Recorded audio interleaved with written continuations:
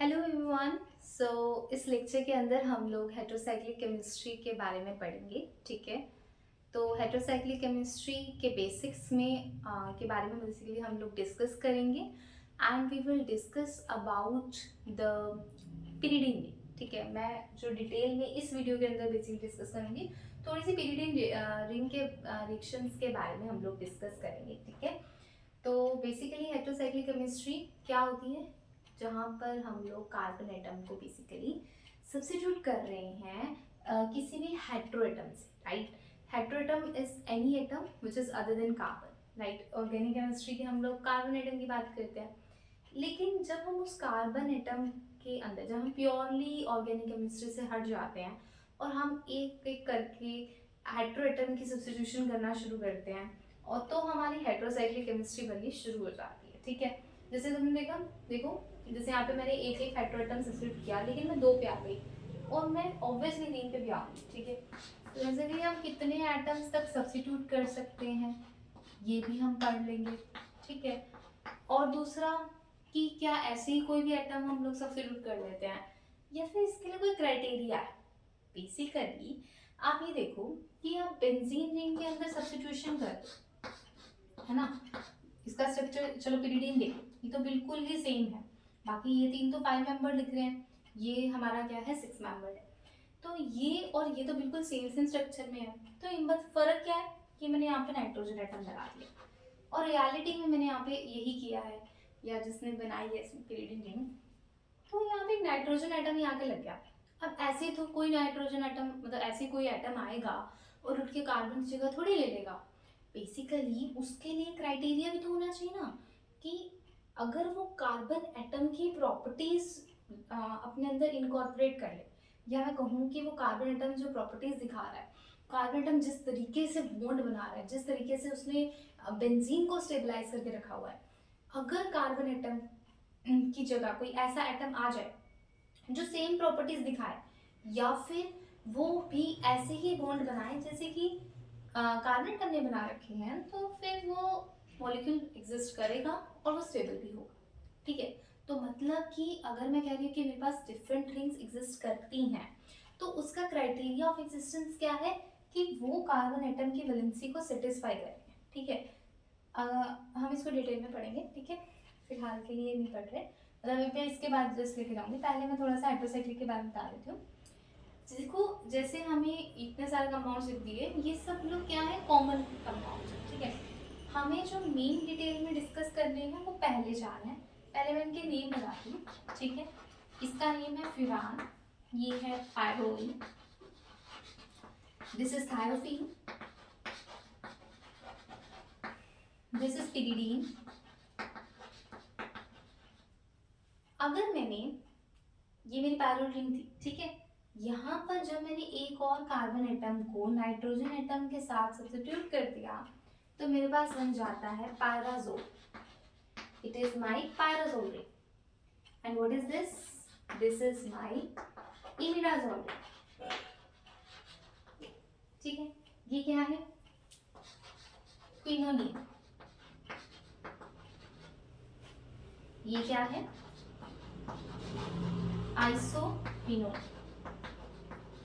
अब ये सब नाम, अच्छा अगर मैंने मान लो कि तीसरे को भी सब्स्टिट्यूट कर दिया, सो इट इज माई 1 2 3 ट्राइएजोल।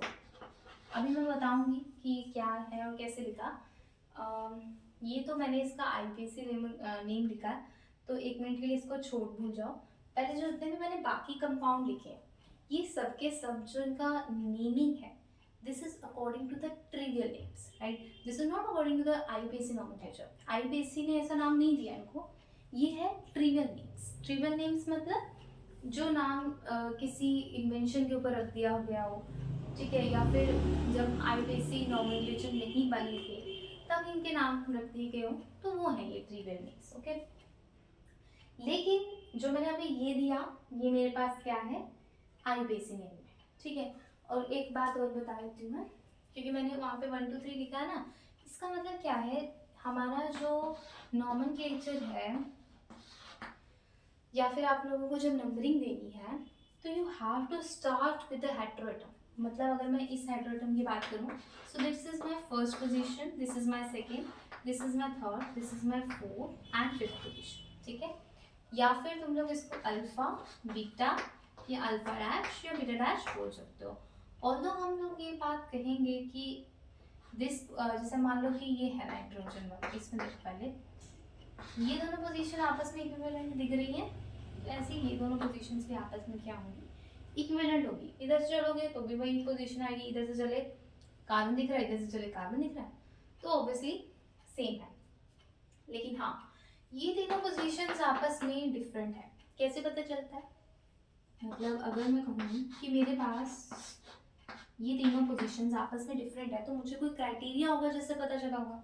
तो बेसिकली ये इस चीज़ से पता चला जब हमने इसका NMR किया, NMR 1H NMR किया, ठीक है।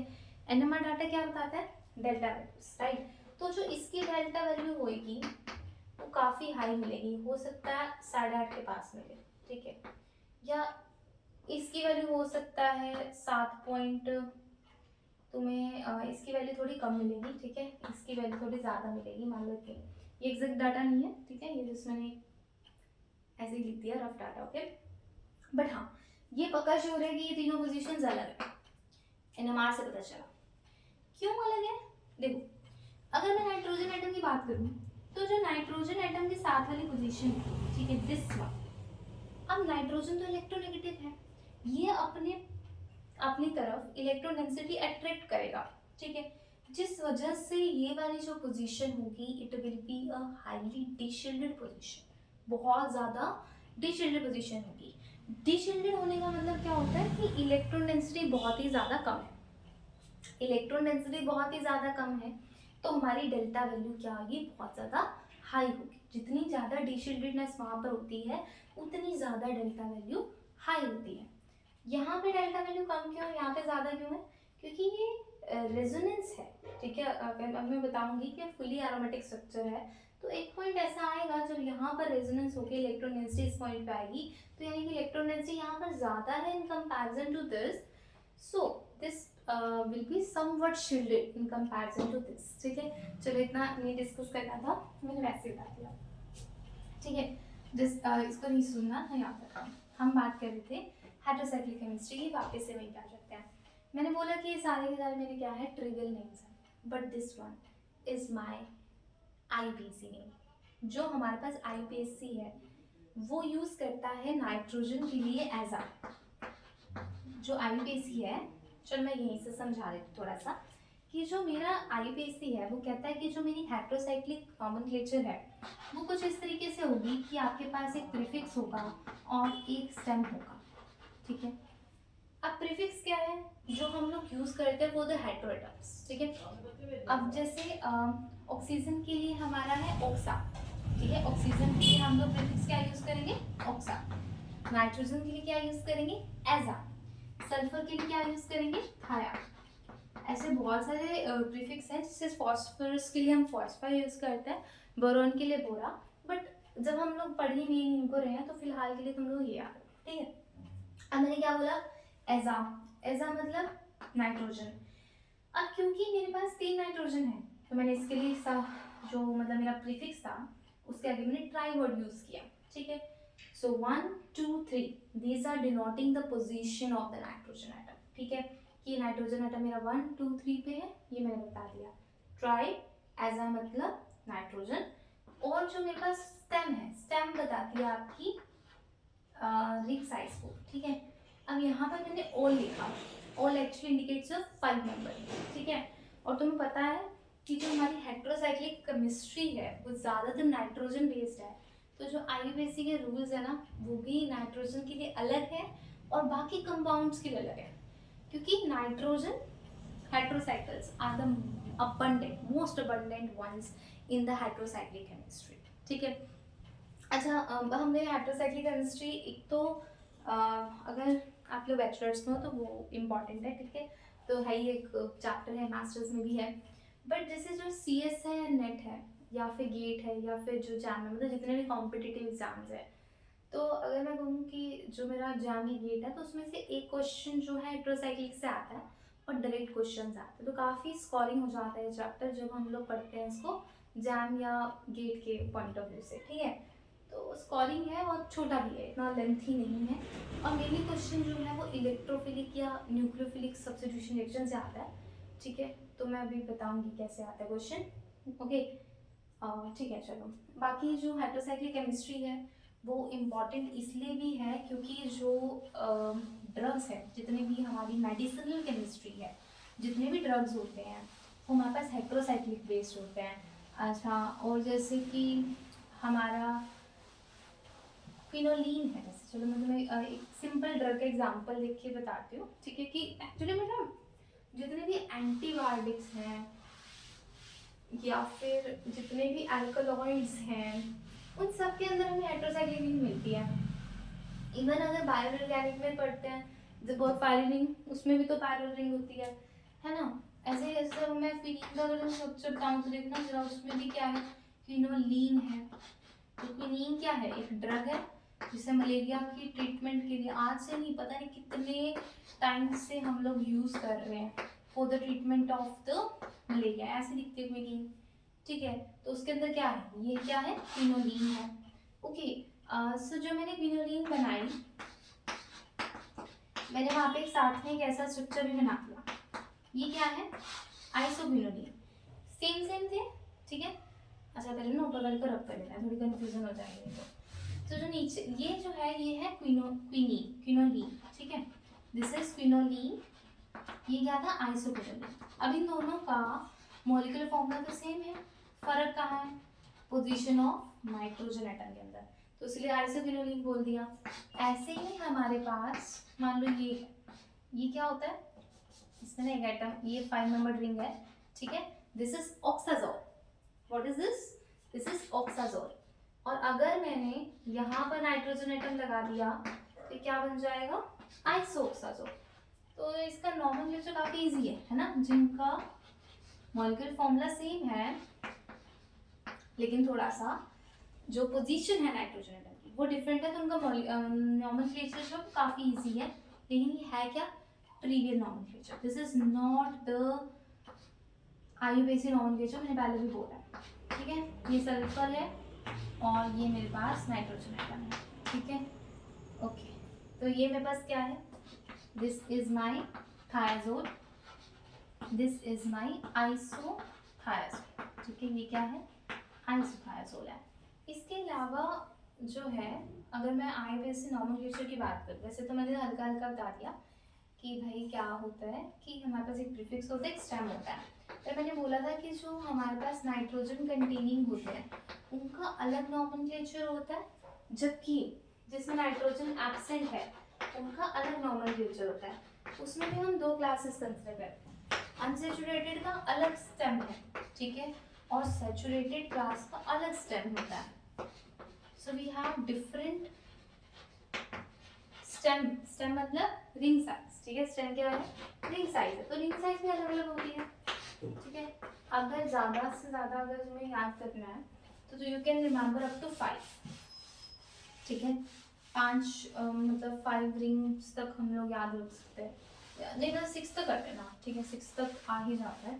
तो आने को तो वैसे नॉमेनक्लेचर कम ही पूछा जाता है, बट पता होना चाहिए। तो उस पॉइंट ऑफ व्यू से सिर्फ 6 तक जो स्टेम साइज है वो भी अगर हमें याद है तो वो एनफ, ठीक है। सबसे पहले जो 3 मेंबर रिंग होती है, it is irene, इरिडीन,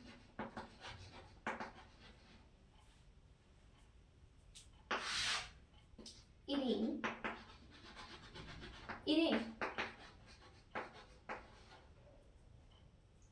4 is your eat, etidine, eat, eating, ठीक है। आगे स्टेम साइज है। 5 मेंबर रिंग का क्या होता है, ऑल, ऑल्डीन, ऑल, ऑलीन, ठीक है। 6 मेंबर का होता है जी आइन, एन, आइन, एन, ठीक है। ये भी आइन ही करना है इसके मिस्टेक थी, ठीक है। लेकिन जो अगर तुम लोग थोड़ी हायर स्टैंडर्ड की बुक्स पढ़ते हो तो उसमें जो है 6 क्लास के लिए 6A 6B 6C 3 सब क्लासेस हैं, उसके अंदर डिफरेंट हेट्रोएटम्स हैं और उनके लिए अलग अलग बनाया हुआ है, बट इससे काम चल जाता है, ठीक है, इससे काम चल जाता है, किसी से आ जाता है। बाकी उन्होंने ये नहीं लिखा हुआ है, बट इससे काम चल जाएगा, ठीक है। कुछ बुक्स के अंदर उन्होंने ऐसे भी लिख दिया है। 7 के लिए होता है पाइन, इपेन, इपाइन, इपेन। और अगर मैं 7 नंबर की बात करूं तो इसके अंदर बस एक ही एग्जाम्पल मोस्टली पूछा जाता है। ये देखो, ये 7 नंबर रिंग बन गई, ठीक है। तो ये क्या है, नाइट्रोजन के लिए हम लोग क्या यूज करते हैं, एजा। अब क्योंकि वो सैचुरेटेड है तो क्या आएगा, एजी, ठीक है, एजा प्लस इपेन। अब जब जहां पर 2 वावल्स आ जाते हैं, आगे वाला वावल हट जाता है, क्या बनेगा, एजीपेन। तो यही आता है मोस्ट कॉमन 7 नंबरिंग में, तो इसलिए मैंने इसका बता दिया, ठीक है। ऐसा नहीं होता कि हमारे पास जितने भी हाइड्रोसाइकिल्स होंगे वो अनसैचुरेटेड होंगे, सैचुरेटेड भी हो सकता है, जैसे मैंने एज में लिखा। और भी बड़े जो कॉमन होते हैं उसमें जैसे हमारा एक होता है टेट्राहाइड्रो, ये क्या है, टेट्राहाइड्रोपारान है, ठीक है। टेट्राहाइड्रोफुरान भी होता है, THF बहुत अच्छा सॉल्वेंट होता है, राइट। तो एक पिपरीडीन होता है, तो बहुत सारे हो सकते हैं, ऐसा नहीं है कि सिर्फ और सिर्फ अनसैचुरेटेड होंगे, ठीक है।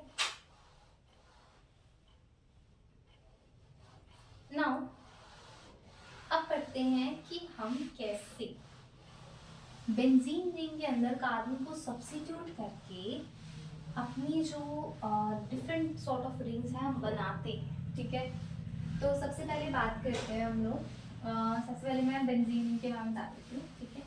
So what is benzene ring, वैसे तो सबको पता होता है, बट चलो एक बार पहले इसका कार्बन का स्ट्रक्चर देखते हैं, फिर देखते हैं कि क्या नाइट्रोजन उसके अंदर हम इनकॉर्पोरेट कर सकते हैं, क्या वो उसकी टेट्रावेलेंसी वाली जो कंडीशन है, जो उसकी एरोमेटिसिटी वाली कंडीशन है, उसमें फिट बैठता है, तभी हम उसको सब्स्टिट्यूट कर पाएंगे, राइट। सो लेट्स सी, मैंने ये बना दिया बेंजीन, ठीक है। मैं इसमें थोड़े से कार्बन लगा देती हूँ, ओके, थोड़ा सा इसको खोल देते हैं। यहाँ पे क्या होते हैं, पाई बॉन्ड्स होते हैं, ठीक। अब जो मेरे पास ये कार्बन है, दिस कार्बन एटम, थोड़ा सा इसको अलग से लिख, इसका मुझे हाइब्रिडाइजेशन बताना है, ठीक है। कैसे पता करते हैं हाइब्रिडाइजेशन, ये कार्बन जो है इसने 4 बॉन्ड बना रखे हैं, लेकिन एक तो पाई है, ठीक है। तो हम सिग्मा बॉन्ड काउंट करते हैं, राइट। कितने सिग्मा बॉन्ड्स हैं, 3 सिग्मा बॉन्ड्स हैं। 3 सिग्मा बॉन्ड्स होने का मतलब क्या होता है, sp2 हाइब्रिडाइजेशन, ठीक है।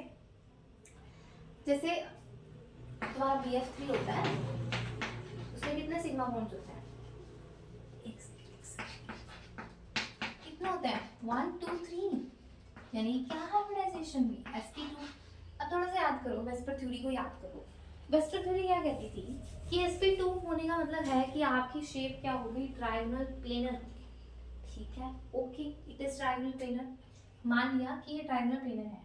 ट्रायंगल प्लेनर होने का एक मतलब और भी निकलता है, वो क्या है, if I am saying that it is triangle planar, इसका मतलब क्या हुआ कि ये जो तीनों मेरे, मान लो कि ये मेरे पास एक कार्बन एटम इधर है, ये वाला लगा लेते हैं, ठीक है, दिख रहा है, ये कार्बन एटम इधर है, ये वाला इधर है, ये वाला इधर है। ये तीनों एक प्लेन में, एक प्लेन में होने का मतलब क्या है कि जैसे ये बॉर्ड है, या फिर मैं कहूँ ये एक प्लेन है मेरा, प्लेन का मतलब एक 2D स्ट्रक्चर, ये मेरा एक प्लेन है, ये दोनों तीनों एक प्लेन में, तो मेरा पाई बॉन्ड कहाँ गया, pi bond out of plane चला गया, राइट, क्योंकि पाई बॉन्ड हाइब्रिडाइजेशन में इन्वॉल्व ही नहीं था, पाई बॉन्ड हाइब्रिडाइजेशन में इन्वॉल्व ही नहीं था। अगर मैं पाई बॉन्ड की बात करूँ ना, देखो हाइब्रिड ऑर्बिटल कैसा दिखता है, ऐसा दिखता है, ठीक है। और अगर मैं इसको यहीं पर इसकी फॉर्म में थोड़ा सा रिप्रेजेंट करना चाहूँ, मैं ऐसे ही फॉर्म में लिख देती हूँ कि मेरा हाइब्रिडाइज ऑर्बिटल है, तो इसने मुझे इस तरीके से मान लो बॉन्डिंग बना रखी है, ठीक है। यहाँ पर ये अगले कार्बन एटम से बॉन्डेड है, ठीक है, ओके डन। ये मेरा क्या है, carbon, this is my carbon atom, okay done.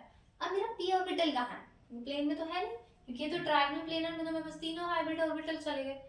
ये तीनों हाइब्रिड ऑर्बिटल बने कब थे, अगर मैं कॉन्फ़िगरेशन की बात करूं कार्बन की, ठीक है, क्या होती है 1s2 2s2 2p2, राइट। ये जो इलेक्ट्रॉन था ये एक्साइट होकर, ये इलेक्ट्रॉन एक्साइट होकर हमारे पास थर्ड ऑर्बिटल के अंदर चला गया, ये बन गया, डन।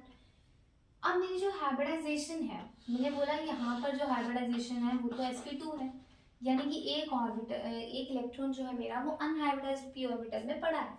और अनहाइब्रिडाइज्ड p ऑर्बिटल क्या होगा, वो प्लेन के अबव, ये थोड़ा मैंने वैसे बड़ा बना दिया वरना इक्वल ऑप्स होती है, ठीक है, इक्वल, बस समझ लेना कि इक्वल ऑप्स है, ठीक है, क्योंकि बेंजीन का स्ट्रक्चर तो पता ही होता है सबको कि ये जो है हमारे पास अबव द प्लेन है, यानी कि ये जो प्लेनर स्ट्रक्चर था इसे ऊपर जा रही है, ठीक है।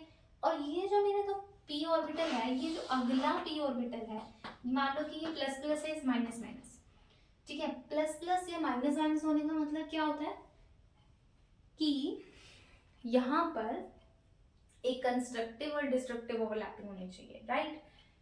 बट जब हम लोग बात करते हैं, चलो मान लो तुम इसको प्लस प्लस को छोड़ दो, ठीक है, फिलहाल के लिए हम इसको सिंपल समझते हैं, सिंपल लैंग्वेज में अगर हम लोग समझें तो ये दोनों p ऑर्बिटल्स आपस में ओवरलैप कर रहे हैं, ठीक है, ओवरलैप करके पाई बॉन्ड कैसे बनता है, दो p ऑर्बिटल्स के ओवरलैप से बनता है, वो भी कब बनता है जब वो लोग साइडवेज ओवरलैपिंग करते हैं। मान लेते हैं कि ये दो p ऑर्बिटल्स थे, ठीक है, ये p ऑर्बिटल्स आपस में ओवरलैप कर रहे हैं, मतलब ऐसे नीचे से भी ऊपर से भी पूरा ऐसे ओवरलैप हो रहा है इनका, वे ऊपर से भी ओवरलैप हो रहा है नीचे से भी ओवरलैप हो रहा है। जब ये दोनों आपस में ओवरलैपिंग कर रहे हैं तो ये दोनों ने ओवरलैप किया, आगे जो कार्बन एटम बैठा था उसका भी पाई ऑर्बिटल था, तो इन सब ने मिलकर एक पूरा पाई इलेक्ट्रॉन क्लाउड बना दिया। और इसीलिए हम लोग बेंजीन रिंग के ऊपर ऐसे पूरी एक इलेक्ट्रॉन डेंसिटी जो होती है ना ऐसे पूरा ऐसे दिखा देते हैं कि ये लो जी हमारे पास इलेक्ट्रॉन डेंसिटी है, ये क्लाउड दिखाते हैं, ठीक है।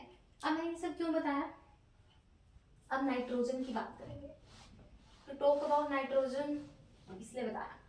तो अगर मैं नाइट्रोजन की बात करती हूँ, ठीक है, नाइट्रोजन का कॉन्फ़िगरेशन होता है 1s2 2s2 2p3, यही होता है नाइट्रोजन, 7 एटॉमिक नंबर होता है, तो मेरे पास जो कॉन्फ़िगरेशन होगी वो ये होगी, ठीक है। अब अगर मैं नाइट्रोजन एटम की बात करूँ तो this is my 2s2 and this is my 2p3, ठीक है, ओके।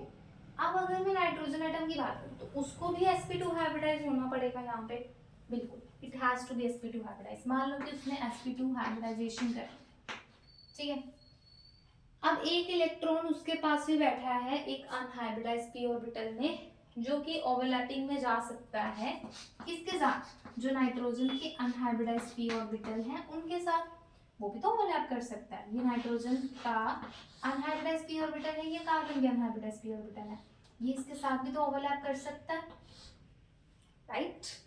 तो यानी कि जो नाइट्रोजन का एक अनपेयर्ड इलेक्ट्रॉन है वो ओवरलैप कर सकता है किसके साथ, कार्बन एटम के साथ में, और वो भी एक डिलोकलाइज सिस्टम क्रिएट कर सकता है, ओके। अब नाउ व्हाट इज लेफ्ट, कि नाइट्रोजन को सिर्फ दो ही बॉन्ड बनाने, ठीक है, क्योंकि जो तीसरा ऑर्बिटल है उसके अंदर उसकी वैलेंसी क्या हो चुकी है, सेटिस्फाई हो चुकी है, उसको आप दो ही इलेक्ट्रॉन डाल सकते हो ना एक ऑर्बिटल में, तो दो तो है ही है, वो तीसरा बॉन्ड तो बनाएगा नहीं। लेकिन जो ये लॉन पेयर्स हैं ये हमारे पास अवेलेबल है in the sp2 hybrid orbital, मतलब ये हाइब्रिडाइज्ड ऑर्बिटल के अंदर होते हैं, ठीक है, these are in the hybridized orbital, और बाकी सिस्टम सेम है just like that of the benzene, ठीक है। तो ये मैंने एक्सप्लेन किया फॉर्मेशन किसका, ये कौन है, pyridine। ये pyridine बहुत सस्ता होता है, बहुत चीप होता है, ठीक है, और बहुत अबंडेंट होता है, इसलिए हम इसको कहाँ कहाँ यूज करते हैं अभी बताऊंगी 5 मिनट में, ठीक है। पहले एक बार पायरोल और डिस्कस कर लेते हैं। जब पायरोल हमने बनाना था, हमने बोला कि जब हम लोगों ने पायरोल बनाना है तो पायरोल तब बनेगा जब आप दो कार्बन के एटम्स को सब्स्टिट्यूट करोगे with one single nitrogen atom, ठीक है। हमने कहा ठीक है, ओके, हम उसको सब्स्टिट्यूट करने को तैयार हैं, लेकिन अब हमने कहा कि जो हमारी हाइब्रिडाइजेशन होगी, हाइब्रिडाइजेशन यहाँ पर क्या हो जाएगी, हाइब्रिडाइजेशन यहाँ पर चेंज हो जाएगी और हाइब्रिडाइजेशन अब बन जाएगी। देखना कितने सिंगल बॉन्ड है, 3 सिग्मा है, लेकिन हाइब्रिडाइजेशन में लॉन पेयर्स भी काउंट होते हैं, तो यानी कि 3 सिग्मा प्लस 1 लॉन पेयर, यानी कि हाइब्रिडाइजेशन कितनी हो गई, 4 मतलब sp3 हाइब्रिड ऑर्बिटल।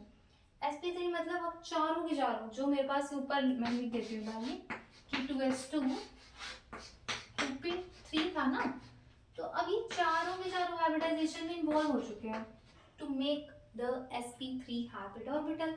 ठीक है, ओके, लेकिन नाइट्रोजन को तो तीन ही बॉन्ड बनाने, टू सेटिस्फाई इट्स वैलेंसी, तो उसने 3 बॉन्ड बना लिए। एक जो बचा है वो हाइब्रिड ऑर्बिटल में है बट फ्री है, वहां पे भी वो फ्री है।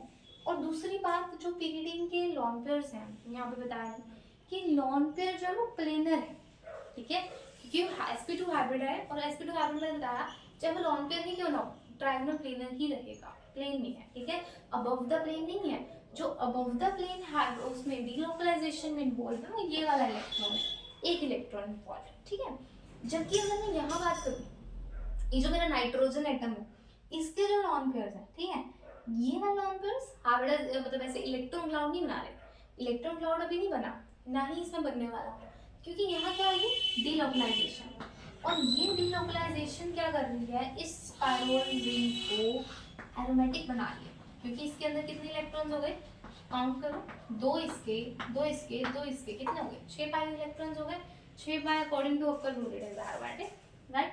सो this is the case of, किसका केस बताया मैंने, स्पाइरल रिंग का। ऐसे ही अगर मैं ऑक्सीजन एटम को सब्स्टिट्यूट कर दूं, ठीक है, ऑक्सीजन एटम जो है मेरे पास क्या होता है 2s2, उसके अंदर एक इलेक्ट्रॉन और बढ़ जाएगा, it would be 2s2 2p4, ठीक है। और अगर मेरे पास 2s2 2p4 हुआ, इसका मतलब क्या है, अगर मैं इस यहाँ पर ये ड्रॉ कर दूं, this is my furan ring, right. अब मेरे पास यहाँ पर क्या होगा, इसकी तुम हाइब्रिडाइजेशन कैलकुलेट करोगे तो इट विल बी sp2, जो आपका एक लॉन पेयर है वो अनहाइब्रिडाइज्ड p ऑर्बिटल में रहता है, यहाँ पे लॉन पेयर नहीं काउंट करते। जब हम ऑक्सीजन की बात करते हैं, ऑक्सीजन बाइवेलेंट होता है, ठीक है, तो उसके अंदर जब तुम हाइब्रिडाइजेशन निकालते हो तो तुम लोग क्या करते हो, जैसे मान लो किसी भी के साथ हमें ये बनाना है तो ऑक्सीजन की डबल बॉन्ड लेके हम उसका एक काउंट करते हैं, ठीक है, तो चलो वो तो इनऑर्गेनिक की क्लास में समझ लेना, बट ये sp2 हाइब्रिडाइज्ड है, ठीक है। एक लॉन पेयर आपका हाइब्रिड ऑर्बिटल में होगा, एक लॉन पेयर अनहाइब्रिड ऑर्बिटल में होगा, तो सेम केस किसका होगा, थायोफीन का, ठीक है, सेम केस किसका होगा, थायोफीन का। अगर मैं इन सब में पूछूं कि मेरे पास जो ये सारी रिंग्स हो गई मान लो, ठीक है, चलो पहले हम बात करते हैं बेंजीन और पहले एक एक करके ट्रीट करते हैं सबको, ठीक है, पहले मैं बात करती हूँ, ये समझ आ गया, तो फिर हम चलते हैं कि बेंजीन और pyridine रिंग में से कौन ज़्यादा एरोमेटिक है, ठीक है, let's talk about who is more aromatic out of these two. मतलब अगर मेरे पास बेंजीन रिंग है और pyridine रिंग है तो इन दोनों में से कौन ज़्यादा एरोमेटिक है। तो पहले आज हम pyridine रिंग डिस्कस करने वाले हैं, तो पहले pyridine को ही थोड़ा सा डिस्कस करना है। लेट्स सी कि मेरे पास बेंजीन रिंग है, ठीक है, अच्छा बेंजीन रिंग जो होती है और मैंने यहाँ पे जो मान लो pyridine रिंग लिखी, इन दोनों में अगर मैं बेंजीन रिंग की बात करूँ, बेंजीन रिंग मेरे पास क्या शो करती है, कौन कौन सी रिएक्शंस होती हैं, characteristic reactions of benzene ring. पहली कौन सी होती है, पहली होती है इलेक्ट्रोफिलिक सब्स्टिट्यूशन रिएक्शन, राइट। सो जो बेंजीन रिंग होती है वो हमारे पास दिखाती हैं इलेक्ट्रोफिलिक, कहते हैं हम लोग कि electrophilic aromatic substitution are the characteristic reactions of benzene ring, ठीक है। अच्छा, न्यूक्लियोफिलिक एरोमेटिक सब्स्टिट्यूशन भी तो दिखाती है ना benzene ring with the help of benzene intermediate दिखाती है, ठीक है। अभी ये क्वेश्चन ही है, अब पहला है कि हम लोगों ने जब पहले पढ़ा था कि जो हमारा ये होता है डबल बॉन्ड, ये तो हमारे पास एडिशन रिएक्शन शो करता है, लेकिन बेंजीन हमारे पास aromatic electrophilic substitution reaction show करती है, ठीक है। तो क्या नाइट्रो ये जो हमारी पिरिडिन रिंग है, क्योंकि मैंने अभी बताया और मैंने दिखाया भी कि मैं तो इसे बेंजीन रिंग से बनाया, तो ये भी ये दो रिएक्शन शो करनी चाहिए, right, it should show these two reaction. अब देखा क्या जाता है कि ये इलेक्ट्रोफिलिक एरोमेटिक सब्स्टिट्यूशन नहीं शो करता, न्यूक्लियोफिलिक फिर भी अच्छे से कर लेता है, लेकिन इलेक्ट्रोफिलिक एरोमेटिक सब्स्टिट्यूशन बहुत कम होता है। मैं बताऊंगी कि किससे हम लोग यहाँ पर इलेक्ट्रोफिलिक एरोमेटिक सब्स्टिट्यूशन करा सकते हैं इस केस के अंदर। ऐसा नहीं है कि हम नहीं करा सकते, we can actually make it happen, ठीक है। तो ये बात नहीं है। अब ये क्वेश्चन ये है कि ये ऐसा क्यों करता है, मतलब क्यों हमारे पास यहाँ पर इलेक्ट्रोफिलिक एरोमेटिक सब्स्टिट्यूशन रिएक्शंस नहीं होती। अगर मैं बेंजीन रिंग की बात करूँ, ठीक है, तो बेंजीन रिंग मेरे पास क्या है, एक न्यूक्लियोफाइल है। कोई भी चीज़ अगर इलेक्ट्रोफाइल की एडिशन करवा रही है, सॉरी सब्स्टिट्यूशन करवा रही है, तो वो कब करवा रही है, जब वो खुद एज अ न्यूक्लियोफाइल एक्ट करेगी। यानी कि जो मेरी बेंजीन रिंग है वो क्या है, इलेक्ट्रॉन रिच है, और वो इलेक्ट्रॉन रिचनेस कहाँ से आ रही है, उसको कहाँ से मिल रही है, उस पाई इलेक्ट्रॉन क्लाउड की डीलोकलाइजेशन की वजह से। वो पाई इलेक्ट्रॉन क्लाउड ही तो है जो उसको एक क्या कहते हैं, इलेक्ट्रॉन डेंसिटी, एक इलेक्ट्रॉन रिचनेस प्रोवाइड कर रहा है, ठीक है। कोई भी चीज़ देखो, हमारी जो केमिस्ट्री है वो होमोल्यूमो के कॉन्सेप्ट के ऊपर बेस्ड है। होमोल्यूमो कॉन्सेप्ट क्या है, जब भी कहीं पर न्यूक्लियोफाइल इलेक्ट्रोफाइल की रिएक्शन होती है तो हमारे पास न्यूक्लियोफिलिक होमो और ल्यूमो का इंटरेक्शन होता है। होमो क्या है, ये फ्रंटियर ऑर्बिटल्स हैं, दोनों फ्रंटियर मॉलिक्यूलर ऑर्बिटल्स हैं। HOMO is the highest occupied molecular orbital, ठीक है। ये क्या है, लोएस्ट अनऑक्यूपाइड मॉलिक्यूलर ऑर्बिटल। अगर मैं बात करूँ होमो की, ठीक है, जिसने इलेक्ट्रॉन डेंसिटी देनी है उसका होमो रिएक्ट करेगा, ठीक है, और जिसमें देनी है उसका ल्यूमो। ये दोनों क्या है, एनर्जी ऑर्बिटल। जब हम अपने एनर्जी लेवल्स को in the increasing order of energy लगाते हैं, तो मान लो कि मैंने इलेक्ट्रॉन फील की, ठीक है, तो मेरे पास जो हाईएस्ट ऑक्यूपाइड मॉलिक्यूलर ऑर्बिटल ये आ गया, ठीक है। ये सबसे मतलब ये लगा लो, जो मैं लास्ट इलेक्ट्रॉन है वो यहाँ पे चला गया, ठीक है। दो भी जा सकते, एक भी जा सकता, कोई भी चल जा सकता है। तो मेरा लास्ट इलेक्ट्रॉन यहाँ गया, ठीक है, तो ये मेरा होमो है, हाईएस्ट ऑक्यूपाइड मॉलिक्यूलर ऑर्बिटल, और ये मेरा सबसे छोटा ऑर्बिटल है जो कि खाली है, तो लोएस्ट अनऑक्यूपाइड मॉलिक्यूलर ऑर्बिटल। अब बेंजीन ने किसी भी इलेक्ट्रोफाइल के साथ रिएक्ट करना है, तो बेंजीन के पास एक न्यूक्लियोफाइल है, और इस इलेक्ट्रोफाइल का क्या होगा, ल्यूमो। ल्यूमो मतलब जिसमें वो लेगा, ठीक है, और ये एक्ट करेगा एज अ होमो। होमो क्या, इसका जो भी ऑर्बिटल होगा वो एज अ होमो एक्ट करेगा। अब अगर मैं बात करती हूँ पिरिडीन, इतने सारा कुछ क्यों बताया, पिरिडीन के लिए। जो पिरिडीन है उसके अंदर एक प्रेजेंट है एक electronegative atom which is nitrogen atom. पूरी ऑर्गेनिक में तीन ही तो इलेक्ट्रोनेगेटिव एटम्स हैं, मोस्ट इलेक्ट्रोनेगेटिव एटम्स, मतलब ठीक है, तीन ही इलेक्ट्रोनेगेटिव नहीं है, मतलब तीन सबसे ज्यादा electronegative atoms, fluorine, oxygen, nitrogen. Fluorine सबसे ज्यादा, फिर ऑक्सीजन से कम, और ये नाइट्रोजन से कम, तो बहुत ज्यादा इलेक्ट्रोनेगेटिव है। जो एमओटी है, एमओटी में जब हम लोग मॉलिक्यूलर ऑर्बिटल डायग्राम बनाते हैं, ठीक है, हम लोग कहते हैं कि हम लोग कुछ इस तरीके से बनाते हैं। ये होमोडायटोमिक का जब मैं बनाती हूँ ना एमओटी, वो बनाया मैंने कि ये आपका सिग्मा 1s है, ये सिग्मा स्टार होता है, ठीक है, सिग्मा 2s चला गया, सिग्मा स्टार 2s में थोड़ा याद आ रहा है। तो फिर जब हम लोग हेटेरोएटम्स का बनाते हैं, लाइक कार्बन मोनोक्साइड मॉलिक्यूल का जैसे मैंने बनाया, ठीक है, तो वहाँ पर अगर कोई इलेक्ट्रोनेगेटिव एटम होगा, उसकी जो एनर्जी होती है वो कम होती है। मतलब जब मैं उसका मॉलिक्यूलर ऑर्बिटल बनाऊंगी ना, तो वो नीचे होगा, कोई भी इलेक्ट्रोनेगेटिव एटम वो नीचे लाई करेगा एनर्जी में, ठीक है। तो जब आप इसका मॉलिक्यूलर ऑर्बिटल बनाओगे तो उससे थोड़ा नीचे होगा, मान लो एनर्जी लेवल पे आ गया, थोड़ा जितना ज़्यादा वो इलेक्ट्रोनेगेटिव होगा, ये एनर्जी लेवल उतना स्टेबलाइज होता जाएगा, उसकी एनर्जी उतनी कम होगी, वो नीचे जाएगा। इसके नीचे जाने का मतलब क्या है कि जो आपका होमो है वो भी नीचे खिसक गया है ना, वो भी नीचे हो गया एनर्जी, उसकी एनर्जी भी कम हो गई। Inorganic reactions when you have the interaction of the nucleophile and electrophile, HOMO LUMO जब भी इंटरेक्ट करते हैं, अब होमो की एनर्जी जितनी ज़्यादा उतना वो ज़्यादा रिएक्ट है। अगर होमो की एनर्जी कम होगी तो वो उतना कम रिएक्टिव होगा। तो यही रीज़न है कि जो हमारी इलेक्ट्रोफिलिक एरोमेटिक सब्स्टिट्यूशन बेंजीन के अंदर आसानी से हो रही है, इसके अंदर नहीं हो रही क्योंकि इसका होमो ही कम हो गया। अगर उसे एज अ न्यूक्लियोफाइल एक्ट करना है तो फिर उसका होमो अच्छा होना चाहिए, ठीक है, उसके होमो की एनर्जी अच्छी खासी ज़्यादा होनी चाहिए। मैंने बोला ना, जितनी ज़्यादा एनर्जी होगी होमो की वो उतनी जल्दी रिएक्ट करेगा। तो होमो की एनर्जी कम कर दी हमने, तो वो रिएक्ट कैसे करेगा, वो रिएक्ट ही नहीं कर सकता, मतलब उसकी रिएक्टिविटी कम कर दी। ऐसा नहीं है बिल्कुल ही नहीं होगी, होगी, पर हमने उसकी रिएक्टिविटी कम कर दी। अब अगर मैं बात करूँ न्यूक्लियोफिलिक एरोमेटिक सब्स्टिट्यूशन की, तो पिरिडीन ज़्यादा क्यों शो कर पा रहा है, क्योंकि यही सेम कॉन्सेप्ट, अगर मैंने होमो की एनर्जी कम कर दी तो ल्यूमो की एनर्जी क्या होगी, वो भी तो कम होगी। और मतलब ल्यूमो की एनर्जी, सॉरी, ल्यूमो की जो एनर्जी है वो आपकी, हाँ, तो जो ल्यूमो है ना, अगर आपका ये लगा लो कि अगर आपने इलेक्ट्रोनेगेटिव एटम लगा दिया है तो इसका मतलब ये है कि आप ल्यूमो की एनर्जी को बढ़ा रहे हो, ठीक है, मतलब ल्यूमो की एनर्जी कम कर रहे हो, और जितना ल्यूमो की एनर्जी कम होगी वो उतना ज़्यादा एक्सेप्ट कर पाएगा, ठीक है, इसीलिए उसका ल्यूमो उतनी ज़्यादा एनर्जी कम हो जाती है और इस वजह से ये इजीली उसको टर्मिनेट कर देता है, ठीक है। ये होमोल्यूमो का कॉन्सेप्ट है जिससे हम लोग इसकी रिएक्टिविटी को एक्सप्लेन करते हैं।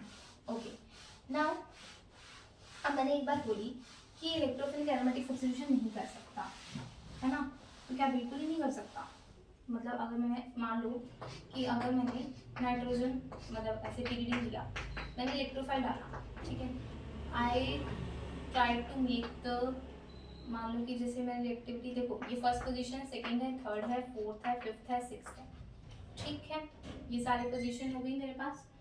अब अगर मैं नाइट्रोजन को रिएक्ट करवाना चाहती हूँ विद द इलेक्ट्रोफाइल, ओके, तो मेरे पास जो इलेक्ट्रोफाइल है कौन सी पोजीशन पे जाना प्रेफर करेगा, बताओ, मतलब अगर मैं फिर भी कह रही हूँ कि मुझे इलेक्ट्रोफाइल को रिएक्ट करवाना है, तो वो ऐसी कौन सी पोजीशन होगी जिस पे वो रिएक्ट करेगा। अगर मैं तुम्हें पोजीशन लगा के दे दूँ, ये इलेक्ट्रोफाइल है, ये हाइड्रोजन है, यहाँ पे पॉजिटिव चार्ज आएगा, यहाँ पे ये पोजीशन तुम्हारे पास बनी, ठीक है। अगर मैंने इसको मान लो मैंने थर्ड पे रिएक्ट करवाया है, ठीक है, मैंने फोर्थ पे करा दिया, तो जो मुझे तो बना के देखोगे ना तो वो ऐसा कुछ पॉजिटिव आएगा। और अगर कहीं पर किसी इलेक्ट्रोनेगेटिव एटम के ऊपर पॉजिटिव चार्ज आ गया केमिस्ट्री के अंदर, तो वो तो टोटली अनस्टेबल हो जाता है, ठीक है, obviously positive charge on the electronegative atom is unstable. अगर कोई इलेक्ट्रोनेगेटिव एटम है तो उसके ऊपर नेगेटिव चार्ज ही ज़्यादा स्टेबल होता है, ठीक है, सो यानी कि ये क्या हो जाएगा, अनस्टेबल हो जाएगा। ओके, तो अगर मुझे कहीं पर इलेक्ट्रोफिलिक एरोमेटिक सब्स्टिट्यूशन फिर भी करनी है अगर पिरिडिन की, तो you have to do it at on the third position, ठीक है, तो थर्ड पोजीशन पे ही प्रेफरेबल होती है, क्योंकि यहाँ पे देखो नाइट्रोजन पे पॉजिटिव चार्ज तो नहीं आ रहा, so it is more stable, okay. अच्छा, अगर मान लो मुझे फिर भी इलेक्ट्रोफिलिक एरोमेटिक सब्स्टिट्यूशन करनी है, वैसे तो देखो काफ़ी अनफेवरेबल होता है, अब मैं बताती हूँ क्यों होता है ना, ऐसा नहीं है कि होने का रीज़न होगा, रीज़न क्या है कि अगर मान लो कि मैंने पिरिडीन ले ली, ठीक है, और इसमें मैंने डाल दिया HNO3H2SO4, सबसे फेमस इलेक्ट्रोफिलिक एरोमेटिक सब्स्टिट्यूशन क्या है, नाइट्रेशन रिएक्शन, राइट, तो मैंने नाइट्रेशन करी, ओके, नाइट्रेशन से पता क्या होगा, ये बन जाता है, ये कौन है, पिरिडीनियम आयन। जो पिरिडीनियम आयन होता है काफ़ी ज़्यादा स्टेबल है, okay, so it will not react, तो आगे रिएक्ट ही नहीं करता, नाइट्रेशन होती ही नहीं। अच्छा, अगर मैंने ब्रोमिनेशन कर दी तो मैं क्या करूँगी, यहाँ पे मेरा ब्रोमीन आ जाएगा, तो ये पॉसिबल नहीं है, ठीक है।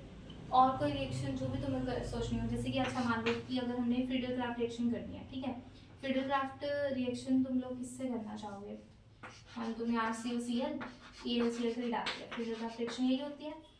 यहाँ पे पता क्या होता है, जो नाइट्रोजन होता है यहाँ पे पॉजिटिव चार्ज आएगा, ठीक है, नाइट्रोजन जो होता है यानी जो पिरिडीन है वो हमारे पास यहाँ पे भी एक स्टेबल कॉम्प्लेक्स बना लेता है लुईस एसिड के साथ, तो ये नहीं हो सकती, ठीक है। लेकिन कहीं मतलब अगर आप कहीं इसको ड्रास्टिक कंडीशन प्रोवाइड कर दो तो ये हो सकती है, ठीक है। ड्रास्टिक कंडीशन से लगा लो कि अगर तुमने पिरिडीन को मान लो कि तुम्हें करनी है bromination, so you need temperature of 573 kelvin, ठीक है, 573 केल्विन के टेम्परेचर पे तुम लोग कर सकते हो इसको। डोमिनेशन अगर तुमने किया एट 573 केल्विन तुम लोग कर लोगे, लेकिन होगी कहाँ पे? हमेशा थर्ड पोजीशन पे, ठीक है। करनी है तो थर्ड पोजीशन पे करना। KONO HNO3 again 573 kelvin. High temperature में करोगे नाइट्रेशन हो जाएगी, होगी कहाँ पे? Third position. तो ये बेशक यहाँ पे मैं लिख देती हूँ हल्का सा छोटा सा, क्योंकि फिर मैं बताऊंगी न्यूक्लियोफिलिक सब्स्टिट्यूशन कहाँ होती है, ठीक है। और कौन सी रिएक्शन करनी है? मान लो KOH डालना तुमको, तो 673 केल्विन हो जाती है, ठीक है। वो भी कहाँ होगी? Third position. Okay, they all will occur at the third position. अच्छा KOH तो मैंने गलत कर दिया ना, KOH नहीं, KH तो न्यूक्लियोफिलिक भी आई है, रुक जाओ। KOH नहीं, अपन तो वो कर, अभी तो हम वो करें ना इलेक्ट्रोफिलिक एरोमेटिक सब्स्टिट्यूशन, ठीक है। तो ये होती है। और भी कोई तरीका है क्या इलेक्ट्रोफिलिक एरोमेटिक सब्स्टिट्यूशन का? बिल्कुल। अगर मैं यहाँ पर कोई इलेक्ट्रॉन डोनेटिंग ग्रुप बना, इलेक्ट्रॉन डोनेटिंग ग्रुप ने क्या किया? इलेक्ट्रॉन डेंसिटी दे दी। इलेक्ट्रॉन डेंसिटी होने से क्या होगा? बेंजीन इलेक्ट्रॉन रिच हो गई। इलेक्ट्रॉन रिच होने से क्या होगा कि वो जो है इलेक्ट्रोफाइल को आसानी से इलेक्ट्रॉन डेंसिटी प्रोवाइड कर सकती है, ठीक है। मान लो कि कोई भी इलेक्ट्रोफाइल ले लेते हैं, ठीक है। क्या होता है? ये OMe ने लॉन पेयर जो है वो डोनेट किए, ये यहाँ पे रिएक्शन कर देगा, ठीक है। एक सेकेंड, थोड़ा सा इसको चेंज कर दूँ, एक सेकेंड, ठीक है। ये यहाँ पे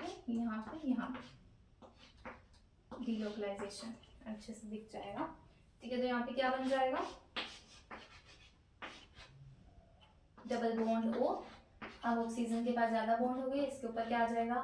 पॉजिटिव चार्ज। यहाँ पे क्या आ जाएगा? इलेक्ट्रोफाइल हाइड्रोजन, ठीक है। हाइड्रोजन वापिस आएगा, इसको फिर से न्यूट्रलाइज कर, मतलब हाइड्रोजन ने अपना बॉन्ड तोड़ा, इसका बॉन्ड टूटेगा, ये इसको न्यूट्रलाइज कराएगा और हमारे पास इलेक्ट्रोफिलिक एरोमेटिक सब्स्टिट्यूशन जो है वो हो जाएगी, ठीक है। Okay, done. आई थिंक समझ आ गया होगा, ठीक है। एक और मेथड होता है इलेक्ट्रोफिलिक एरोमेटिक सब्स्टिट्यूशन कराने का, जो कि है पिरिडीन एनऑक्साइड के साथ, ठीक है। उससे पहले एक बार समझो कि न्यूक्लियोफिलिक एरोमेटिक सब्स्टिट्यूशन अगर मैं करा रही हूँ तो वो मेरे पास कौन सी पोजीशन पे हो, ठीक है। अगर मेरे पास पिरिडीन ही है और मेरे को वहाँ पर न्यूक्लियोफिलिक सब्स्टिट्यूशन रिएक्शंस जो हैं वो करानी है, तो मेरे पास कौन सी पोजीशन पे होगी? पिरिडीन के अंदर अगर मुझे न्यूक्लियोफिलिक सब्स्टिट्यूशन रिएक्शन करवानी है, देखो अगर हमें न्यूक्लियोफिलिक सब्स्टिट्यूशन रिएक्शन करवानी है तो कई बुक्स तो कहती हैं कि आप यहाँ पर एक इलेक्ट्रॉन विड्रॉइंग ग्रुप लेकर आओ जो कि इसकी जो पिरिडीन रिंग है उसकी इलेक्ट्रॉन डेंसिटी को कम कर दे। कई बुक उसको डायरेक्ट भी करवा देती हैं, जैसे कि NaNH2 के साथ अगर आप करवाना चाहते हो ये रिएक्शन होती है, ऐसा नहीं है कि डायरेक्ट नहीं होगी और होगी भी कहाँ पे? सेकेंड और फोर्थ पोजीशन के ऊपर, ठीक है।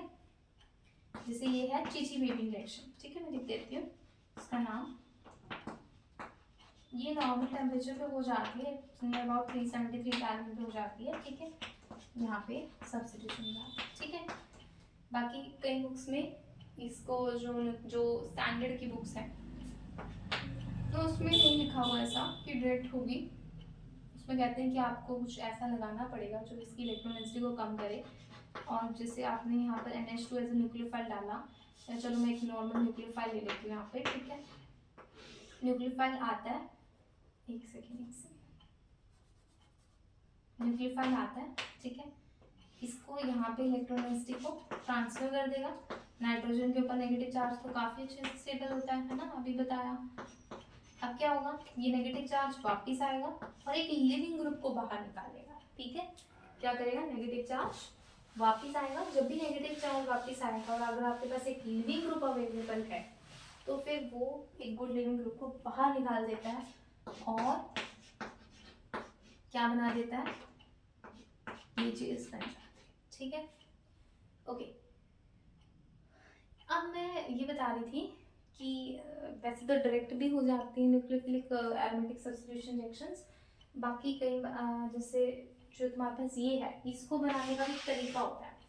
इसमें डायरेक्ट में यहाँ पर KOH के साथ भी रिएक्शन करवा देते हैं, तो हमारे पास ये प्रोडक्ट बना, ठीक है।